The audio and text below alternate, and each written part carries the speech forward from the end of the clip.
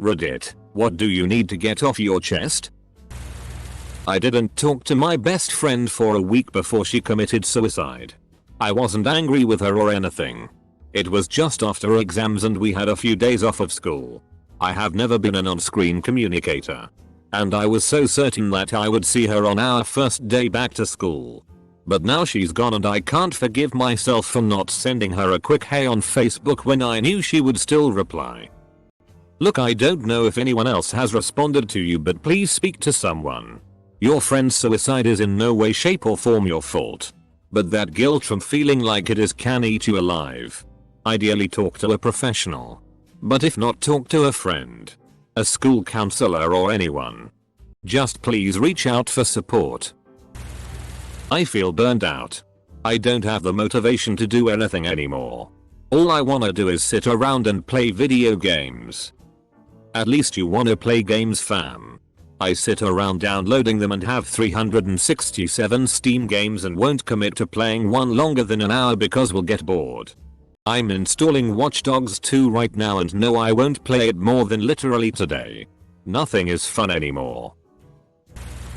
I'm a young man and I've been a cop for 3 years now. And I can feel myself already developing PTSD. Decamping bodies. A frantic mother handing me their dead baby girl and pleading with me to revive her. Kids pulling triggers and destroying families to protect their bullshit notion of honor. I want to be a good man. I want to make a positive difference. But I'm quickly realizing I'm not Superman. I feel like I've been handed a mop and told to swab the streets as it's still raining.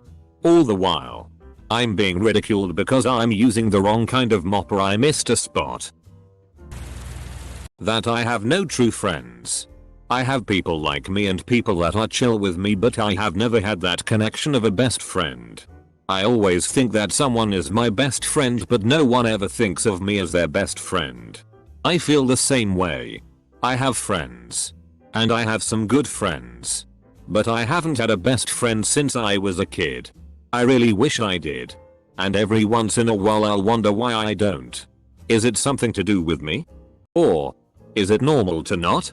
Do I have an unrealistic idea of what a best friend is? I've just completed my first day as a teacher and already I'm questioning my life choices. Everyone has a rough first day. Everyone. Especially teachers. It'll be difficult until you get into the swing of things. But it's worth it. You are making an impact in someone's life. Like my mom always told me, you won't feel comfortable at a job until you learn where the paper clips go. Double quote. It's a metaphor for getting muscle memory at a job you're unfamiliar with. It usually takes a month or two to learn where everything goes. A story to make you feel better. I love self-deprecating stories, so here goes mine. It was 1989 or 90 Hawaii and I was a DJ part-time with an ocean cruise company that would take about 150 tourists out into the ocean. Get them drunk. Have a live DJ play dance music. Serve dinner, then head back into port. I had only been working there about a month and was not a very good DJ, but I was very passionate about it. So this one day we get Ice Cube from NWA promoting his band's album Straight Outta Compton. My boss tells me I just have to play the song Gangsta Gangsta from their album midway through the night. The time comes, I put his album on and start playing the song. Not the 12 inches single, just the regular album cover. He is really into it and everyone is dancing and having a good time. Midway through the song he raps into the mic time for a breakdown and then points to me and makes the scratch gesture with his hand. Terrified, I lean over the turntables and tell him, I'm new and I don't know how to do that. Seemingly amazed, Ice Cube looks at me pathetically and starts shaking his head. He never looked at or spoke to me again. I wish my so would talk to me more without any prompt or reason. Egg needs to ask me something. He does start to do this more after I tell him. But then he stops again. We're in a long distance relationship. And we communicate well. But after telling him this a couple of times already, I feel like I should just accept that that is the way he is. I love him. He's also my best friend. But I sometimes wonder if I miss him more than he misses me. Or perhaps just thinks of me less. Sounds like some typical introvert behavior. I can go pretty long stretches of time without initiating with people that I feel very close to and love very much. Especially if there's distance involved. Not saying that's definitely what's going on. But it's a possibility. You could try doing the same thing separately to give you a subject to talk about together. Like watch the same movie while Skyping, or both read a book and talk about it after every couple of chapters. Sometimes it can feel intimidating for some people to come up with something to talk about out of the blue. My fiance's kids are rotten pieces of shit. We try to set rules in the household, but cry their asses off if they disobey and are grounded from video games. No manners. No respect. I love my fiance, but her kids I could do without. They're 13 and 14. By the way. Probably too late for anyone to read this, but here goes. That no matter how much I love my kids, I don't love my wife. The only reason I'm still with her is because I couldn't bear only seeing my kids on weekends. Your kids are going to realize this. Source. My dad stayed in a shitty marriage with my mother for way too long. My childhood sucked because of it. Straight. Married dude. Becoming obsessed with makeup and women's fashion. No idea how if to tell the wife or anyone. Don't really have opportunities to try cross-dressing, but super often want to. Every woman I meet I can't help but study her makeup and outfit. Wife wouldn't get upset at me if she found out. She'd just be super weirded out and probably think it is really silly. Most cross-dressers are straight guys. They just don't tell anybody. Who wouldn't want to try out women's fabulous soft silky clothes, fun makeup, and perfumes? I would just suggest buy stuff for yourself because women tend to get pissed off if their clothes get all stretched out. Shit's expensive. My 21-year-old son is now my 21-year-old daughter. Most days I can deal with this and be happy for her new happiness. But sometimes I just can't. My mom has dementia, caused by high doses of codeine and morphine, which is a whole nother set of issues. She cannot seem to remember to call my child by her new name. My child lives there. I feed her 2 eggs a week to help my dad, who currently has an ulcer. I hate going over there when I used to enjoy it so much. I hate being at my house right now though because my 19-year-old nephew lives with us and he is an awful person. It's better since we locked the fridge. It just becomes too much for me. I haven't paid bills in 2 months. Fortunately, most is automatic. My husband is annoyed because I can barely get out of bed. I still go to work, but showers and cleaning are pretty much on the back burner to sleeping now. I hate this world and what I've made of it. The medication keeps me from being actively suicidal, but passively is a whole different story. My wife is 36 weeks pregnant, and I am terrified I won't be a good dad. I am trying to keep it cool and look as I'm really excited about it. But in reality, this is getting me. And the prospect of being responsible of a little human when I can't get my own shit together is just extremely terrifying. I'm going to give it to you straight. Every new dad felt like that before their child was born. You will feel completely lost, scared, out of your depths and feel like you are screwing up completely. Then after a while you'll get the hang of it. As long as you are present as much as possible, help out as much as you can and get over being grossed out, seriously you'll be dealing with more shit, piss and puke than ever before. You'll do fine. Being a good dad is really just about being there, not running away and showing love. The fact you are scared of being a bad dad shows you care enough to be a good dad. My sister died last night. She was my last relative. She was my whole world. She had a difficult life. I guess I'm glad she's not suffering anymore. But I feel like all the light has gone out of my life. Edit. She suffered a serious mental breakdown almost 10 years ago. I took care of her for years. She eventually ended up in an assisted living situation. She was my life. She went through hell, but I tried to be there for her. She had these bright eyes that would light up a room. I'll miss her forever. I regret putting her in the assisted living and moving away. I was slipping to a bad place and I wasn't able to help her anymore. It kills me. She wouldn't have wanted to die where she was. I wish she moved with me. And I myself haven't been well. I spent the yesterday in the hospital because of a seizure related to a frontal lobe and TB. I came home and slept to find a voicemail that said she never woke up. Life's a cruel mistress. Rest well, sister. The 30th of December 1985, the 20th of February 2017. I just wanna be held for once. I wanna be told that I'm gonna be fine. And that there are people who would accept me unconditionally. I just wanna feel loved by people who aren't my parents. Thank you everyone for the kind words. I realize it seems a bit callous towards my parents, but I didn't mean it that way. They're loving, but not exactly huggy people. So that's mainly why I mentioned them. Also, I had a bit of a moody morning. So that's kinda why there's a bit of romanticism and melodrama present in the original comment. I am afraid of doing what I want. I'm afraid I will fail. So I play video games, read forums, post on Reddit, browse online news, and avoid sleep to keep myself feeling too busy to draw, read, write, run, renovate. Do you ever lose on your video games? Probably. But you don't mind. Try viewing life like a game where if you don't manage to succeed in one area you move on and try another. Eventually you'll succeed. I had a friend who used to watch video games but wouldn't play for fear of losing. At least it isn't that bad.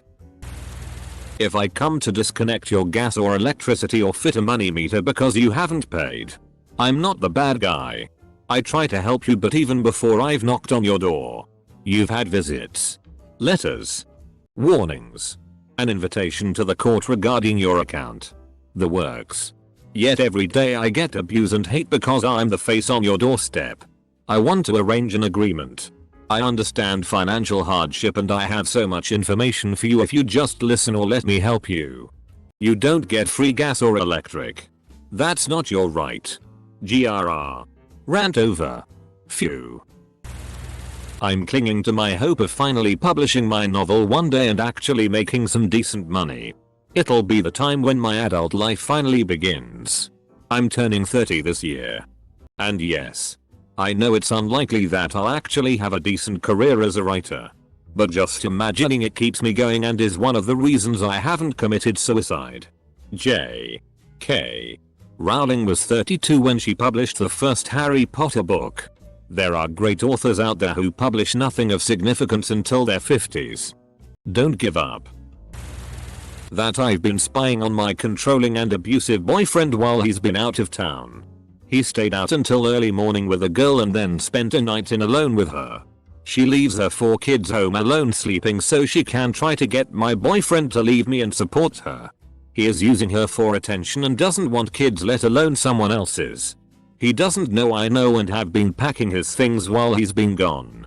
She tells him he's amazing while he screams at me over the phone about how I'm not doing something his way. He's outwardly respectful and kind to everyone. Usually the life of the party. But at home he's manipulative and hateful. Constantly telling me nothing is good enough while never bothering to actually do anything himself. Relationships look different to the people inside of them. I'm worried I'm on my way to a lifetime of loneliness. I don't know how to make friends. I have 2 close friends. One lives a few hours away and the other is my twin. But literally no others. In over a year at my new job I have only made acquaintances. No friends. I feel so isolated from them. And I hardly have time for extracurricular activities. I'm signing up for rugby this spring. But I'm worried it will be exactly the same. Rugby acquaintances. Not friends. Whenever I climax during SX I always get a random memory from my childhood in my head. Nothing bad. Sometimes it's me skateboarding. Or a time when my friend bought me Jack in the Box. Or watching Malcolm in the Middle after school. I never told my girlfriend because she'd give me the "why aren't you thinking of me?" answer. I don't know why this happens and can't help it. Edit. Happy to see that more than one person has experienced something similar to this. I did have a very great childhood, so I'm not really complaining about the random memories. I didn't have anyone to say it to. Thanks Reddit. Still not over when my, at the time, famous YouTuber boss bitched me out in the lobby of our office for a mistake I made. Even after I asked if we could discuss it privately. At least 20 people, in a company of maybe 40, heard the whole thing. If I were your direct supervisor, you wouldn't have a f***ing job. Double quote. It kills my self-esteem every time I think about it. And makes me feel worthless. Even though I know it's not true. And then he gets to go on camera and talk about love and put on this act of being a nice, even-tempered, trustworthy personality. I hate how it happened months ago. I know his opinion shouldn't matter to me. Yet whenever I think about it, I shrink. I feel so small. I hate it. I suffer from maladaptive daydreaming. Kinda cliche. But I might also have this. I become so immersed in autopilot at work that I just create these elaborate stories in my head. They could be books. Then when I come back to reality I don't remember anything I've done. Hours could pass but it's like my eyes shut off. Like the movie screen in my head covers my brain. This is also a part of why I'm afraid to get my license. I am slowly coming to terms with the fact that I can't have a traditional relationship. I have people that I care about. But there really isn't one person that I can spend all of my time with. I value my solitude at times a bit too much. I get sick of people very quickly. And will sometimes hermit in my room for a few days at a time to reset. This girl that I'm seeing is suffering because of this issue. It's not that I don't care about her. I do. I just know that I can't commit the time that she needs because I don't like the grind of a relationship. It all stems from a relationship I had where I had to tell this woman everything I was planning on doing all the time for no reason at all. I never cheated. Monogamy isn't my issue. I just like to come and go as I please and not answer to anyone at all. And it doesn't lend well to tying down to someone for the long term. It's not even a sexual thing. I just really enjoy being on my own for long periods of time. I'm 19 and becoming financially independent because my family won't support me when I come out to them. Everyone is super impressed that I work 2 jobs and go to class full time. Secretly, I just want a mother to tell me everything is going to be okay. A mother here. Everything will be okay. I hope your family accepts you for who you are. And if they don't, well, that's extremely unfortunate. The important thing is that you accept yourself. Which you appear to. So you are already in the right direction. Sending hugs. I deleted 2 numbers from my phone on Saturday night. One was an old friend I've known since I was 6, I'm 27 now. And the other was someone I lived with for 4 years and after college. They see each other all the time. But have not once reached out to me in over 3 years. One of them even got married. And I didn't even know. Of course. The other guy was at the wedding. But not me. Feels bad, man. I asked a girl to be my girlfriend and she said she'd think about it. And she sounded fairly hopeful. But it also has been a long 4-day weekend. Update. She said no. There was more. But we got cut off by some other people and I didn't get to hear what she said. But we talked and joked like normal the rest of the day. Hopefully this won't affect anything. Dear 8-year-old son. Stop f***ing whining, crying, moaning about every f***ing thing we ask you to do and every f***ing thing we make for dinner. With love. Mom and Dad. Sounds like he needs some context. Show him something shitty. Take him to a poor part of town. A crappy second-hand store. A child labor documentary. Even a zoo. Remind him how good he has it. Show him what other, less fortunate kids, people, animals have to use as toys. Where they sleep when it's raining or have to eat for dinner.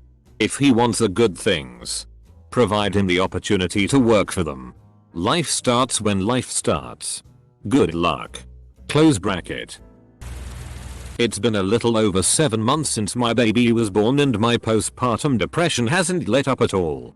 He is an incredible difficult baby. He cries constantly. Always has and probably will continue to for at least a few more months. The only explanation to his constant crying is really bad separation anxiety. as he is otherwise perfectly healthy. He has never slept through the night, and some nights will even refuse to sleep. Because of all of this, I still have an extremely hard time bonding with him. And sometimes I find myself hating him on the nights he is absolutely out of control. I feel like the biggest piece of shit for feeling that way sometimes. I love him so very much. I honestly do. But he has been an absolute nightmare. And I honestly look forward to him growing out of this bullshit.